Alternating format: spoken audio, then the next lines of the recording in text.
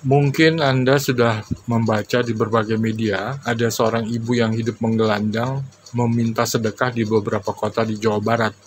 Ibu ini menjadi berita karena beberapa warga sempat memviralkan video ibu itu yang sedang memaki-maki orang yang tidak memberinya sedekah.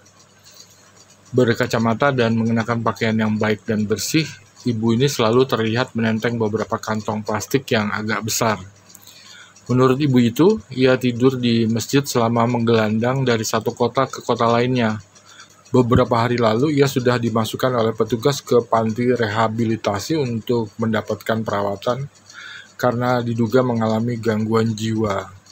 Bagi beberapa orang, mungkin tidak aneh melihat ibu dengan perangai pemarah itu, karena ada kerabatnya atau orang tuanya sendiri yang berubah menjadi pemarah setelah berusia lanjut. Biasanya mereka hanya memaklumi karena dianggap sudah mulai pikun atau mengalami demensia. Namun ibu ini tidak terlihat sudah berusia lanjut, usianya hanya kira-kira di angka 50-an saja. Belakangan terungkap usianya 56 tahun. Apa yang terjadi dengan ibu itu? Hasil investigasi yang dilaporkan berbagai media mengenai latar belakang ibu ini sejauh ini belum terlalu banyak. Belum banyak konfirmasi yang diberikan oleh orang-orang yang pernah mengenal ibu itu sebelumnya. Sementara menurut ibu itu, ia sudah menggelandang sepanjang beberapa tahun terakhir. Menurut warga di sebuah wilayah di Bandung, ibu itu pernah tinggal di wilayahnya sekitar 14 tahun lalu. Sehingga latar belakang ibu itu sebenarnya masih gelap. Sebagai citizen scientist sejak 2015, saya sudah menyimak dengan serius beberapa buku, artikel, video, ceramah, kuliah, news seputar neuroscience yang berkembang dalam beberapa dekade terakhir ini. Sudah ada ratusan artikel dan video yang saya bagikan untuk melaporkan semua perkembangan itu. Mungkin apa yang saya sampaikan ini bisa berguna untuk memahami fenomena yang sebenarnya ada di sekitar kita itu. Otak dan stres. Bukan mau menyederhanakan, tapi apa yang terjadi di otak memang menjadi akar dari karakter, perilaku, personality, kecerdasan, moralitas, empathy, dan lain-lain. Bahkan kemampuan seorang dalam emotion regulation bisa diutak-atik oleh neuroscientist di berbagai riset. Itu karena emotion regulation adalah soal bagaimana beberapa bagian penting di otak berinteraksi satu sama lain. Satu buku paling bestseller di seputar topik emotion regulation adalah Emotional Intelligence yang ditulis oleh Daniel Goleman pada tahun 1995. Ini lebih sederhana lagi. Menurut neuroscience, stres adalah faktor paling utama yang mengubah otak dan mengubah fungsi utamanya. Otak berubah gara-gara stres. Lalu personality juga berubah, bahkan kecerdasan, kewarasan berubah ke arah negatif. Juga kemampuan dalam emotion regulation. Tentu bukan stres saja yang mengubah otak. Faktor lain yang mengubah otak, misalnya penyakit di otak seperti tumor, trauma atau benturan pada otak, atau juga trauma berat berupa kejadian, juga parenting, atau juga praktek brainwashing yang terjadi di media sosial tanpa banyak disadari oleh pengguna medsos. Juga faktor keturunan yang menentukan bagaimana otak berkembang di masa bayi, anak-anak, hingga dewasa. Lalu apa yang menyebabkan atau memicu stres? Cuma dua sumbernya. Satu dari luar diri Anda, yaitu apa yang terjadi di sekitar atau terjadi menimpa Anda. Dua, dari dalam diri kita sendiri, yaitu dari pikiran kita yang cenderung menerawang ke sana kemari tanpa arah dan tanpa kita sadari, bahkan tanpa kita bisa kendalikan. Para neuroscientist menyebut itu dengan mind wandering. Apa yang terjadi di luar diri Anda? Yang tadi nomor satu, nyaris tidak bisa Anda tolak atau tidak bisa Anda hindari, padahal akibatnya otak menjadi rusak. Pikiran yang cenderung untuk melakukan mind wandering, yaitu tadi nomor 2, juga nyaris tidak bisa Anda hindari. Menurut Michael Corballis, neuroscientist dari New Zealand, mind wandering adalah memang default mode dari otak semua mamalia, apalagi Homo sapiens. Meski mind wandering memicu stres atau menambah tingkat stres, namun jangan lupa ini, Anda membutuhkan stres. Artinya stres itu penting agar Anda bisa bertahan hidup atau selamat dari bahaya yang bermacam-macam bentuknya sepanjang hidup Anda. Contoh stres yang paling sederhana adalah saat Anda berada di hutan.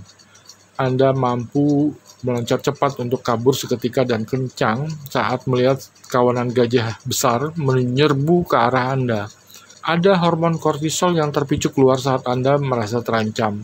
Kortisol ini membajak beberapa bagian penting otak untuk tidak bekerja untuk sementara, bagian yang menghasilkan executive function. Sebagai gantinya, hanya bagian reptilian brain saja yang bekerja, yaitu untuk menghasilkan aksi fight or flight saja. Jika reptilian brain saja yang bekerja, itu artinya Anda seperti tidak memiliki cerebral cortex yang di dalamnya ada PFC atau prefrontal cortex yang menghasilkan executive function. Terlalu sering mengalami stres berakibat PFC Anda menjadi tumpul. Tidak hanya itu, amigdala Anda menjadi liar menghasilkan berbagai negative emotions. Jadi secara umum, stres merusak fungsi beberapa bagian penting otak sehingga rusak pula kemampuan kognitif, perilaku, moralitas, empati, juga positive emotions, dan lain-lain. Ini satu lagi yang cukup penting. Periode stres sebenarnya cepat berakhir karena gajah tidak akan mengejar Anda terus-menerus. Meski begitu, kejadian yang traumatik bisa berputar-putar di kepala Anda untuk waktu yang sangat lama, sehingga memicu stres baru. Anda bisa takut melihat rumput yang tinggi atau suara keras yang tiba-tiba karena cemas ada kawanan gajah besar di balik rumput. Apalagi jika pemicu stres muncul berulang-ulang. Pemicu stres bermacam-macam, misalnya pasangan hidup atau rekan kerja, juga bos yang toksik, lingkungan kerja yang stressful, kehilangan mata pencaharian, ditipu orang, menderita sakit berat, ditinggal mati oleh orang yang dicintai, kemiskinan, apalagi jika berkepanjangan, mengalami tragedi, bencana, wabah besar, apalagi pandemi, dan lain-lain. Pemicu stres yang paling laten, sebagaimana sudah disebut di atas sebelumnya, namun tidak disadari atau sering diabaikan banyak orang adalah mind wandering atau pikiran yang terlalu cepat berkelana ke sana kemari tanpa terkendali dan tanpa Anda bisa sadari. Beberapa orang memang memiliki kecenderungan mind wandering yang lebih tinggi daripada orang normal. Sudah banyak riset yang menemukan kaitan erat antara mereka yang bolak-balik masuk penjara dengan mind wandering atau ADHD. Philip Esserson adalah salah satu neuroscientist yang melakukan riset seputar itu. Esserson menemukan mereka yang bolak-balik masuk penjara itu tidak punya kontrol pada banyak hal. Mereka disebut sociopaths karena memiliki karakter antisosial yang dijelaskan di DSM-5 atau Manual untuk menentukan Antisocial Personality Disorder. Sosiopati berkaitan dengan mind wandering dan juga berkaitan erat dengan ADHD. Meski demikian, Anda tidak bisa menyimpulkan setiap ADHD adalah sosiopat atau yang semacam itu. Jadi apa yang sebaiknya dilakukan pada ibu peminta sedekah yang sering memaki orang itu? Dulu cara yang umum adalah mengajak ibu itu berbicara dari hati ke hati supaya keluar berbagai cerita apa saja yang pernah dialami ibu itu. Itu bisa berlangsung berbulan-bulan ya. Namun neuroscience tidak menggunakan cara itu. Neuroscience memberikan terapi langsung untuk menurunkan tingkat stres ibu itu. Tujuannya tidak ada yang lain, yaitu mengembalikan fungsi otaknya agar membaik, agar perangainya juga membaik, karena executive function di otaknya membaik. Apa terapi yang diberikan oleh neuroscience untuk menurunkan tingkat stres? Jawabnya, mindfulness practices atau meditasi. Ingat, seperti sudah disebut sebelumnya, dua pemicu stres yang utama nyaris tidak bisa kita hindari atau tolak. Namun tingkat stres bisa diturunkan.